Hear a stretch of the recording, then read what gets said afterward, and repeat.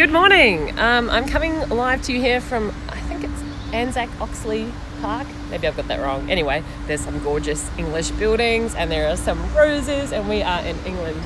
I just made a 10-minute video talking about the conference that I went to yesterday. So with Startup Catalyst, we get a schedule and I went off schedule yesterday. Sorry, Brianna and Jess, I know you put a lot of time into that schedule.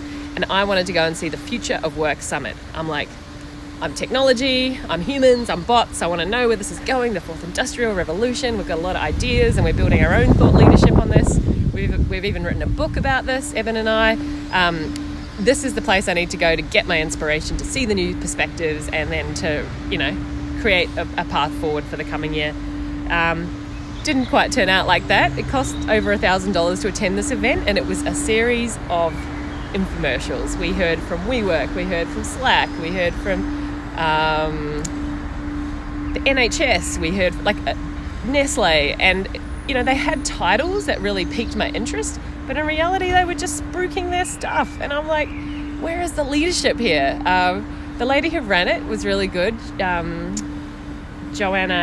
de Roja. She was great, but she was sort of just summarizing everyone, but she didn't have much to summarize.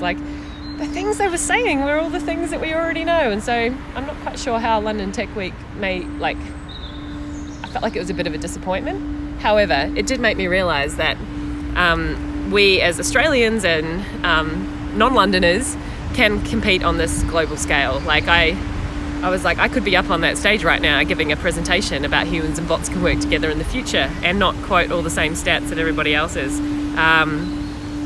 I thought there was a few highlights. There was a panel that talked about the digital skills gap.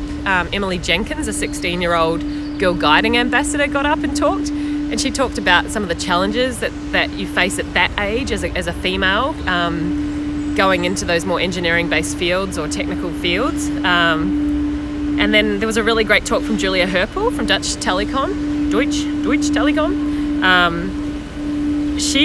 She talked about they've got three pillars, I guess: agile transformation, new work and collaboration, and automation and innovation, which sounds all very jargony, but actually it's allowed her to really change the game in her business around what they can do in HR for all targeted around effectiveness and efficiency. In the automation and innovation space, they've had some really cool stuff around games-based skills assessments for soft skills, because soft skills are not like your technical skills. They do a lot of, they do VR speech training. So they have this cool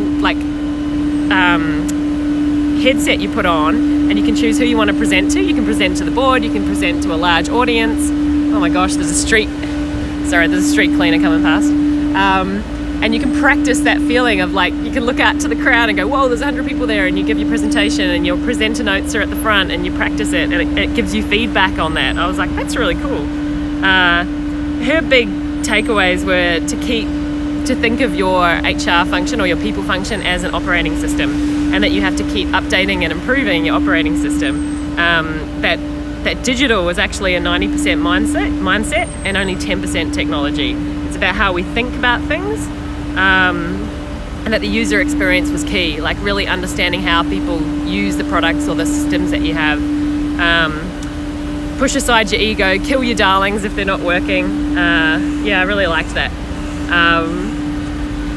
So I don't know, the day was a little bit average, but it made me feel very positive about what we're doing in this space.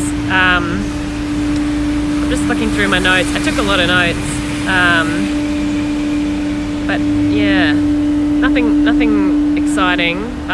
The thing for me, I guess, is we're always talking about continuous modernization, and I think this idea of things being continuous, of having no start and no end, is the world we are in now. Whether that's your career, the continuous improvement and skilling up that you need to do, the lifelong learning that you need, that's the approach we have to have. I think there were some interesting discussions around diversity and inclusion. No one's cracked it, of course, but I was heartened to see how many people were talking about it and how many men were talking about it too. I think you have such an incredible diversity in London, and just sitting on the tube before, there are so many different faces and different ages and different sizes and different backgrounds, and I like that. To me is exciting. It's a truly diverse city, London, and that's part of the energy I think that you get when you're here. What else have I got here? So Slack did a product demo, Microsoft did a product demo, Nestle kind of did a bit of a demo. I think London Tech Week can do better. So my outtake of the future of work is that there isn't one system or idea that is going to help us, that the technology is evolving so quickly that we need to be constantly evolving our processes. So constantly modernising the way that we're thinking about the people that are moving through our systems. Obviously, people are at the centre of it, but at the core of it is about continuous learning. Like, learning is key to this, that the future of work is going to require all different attributes, and that the soft skills, the bits that are that make us human, the creativity, the innovation, the problem solving, the empathy, all of these ideas and attributes, they are the things that separate us from computers or machines. And they are the things that we need to like really nourish and nurture. And then the other capabilities or competencies we can learn. So we just have to have that attitude to just keep on pushing, keep on learning. Anyway, I'll get off my soapbox. I've got the pigeons have arrived. Hello, pigeons. And I had a little squirrel just run past before. I don't think there's any around now, but yeah. So today off to Birmingham for a client meeting, so that'll be exciting, going with Evan and Declan. I better get my skates on. So thanks for watching, and I will do a final update tomorrow. Bye.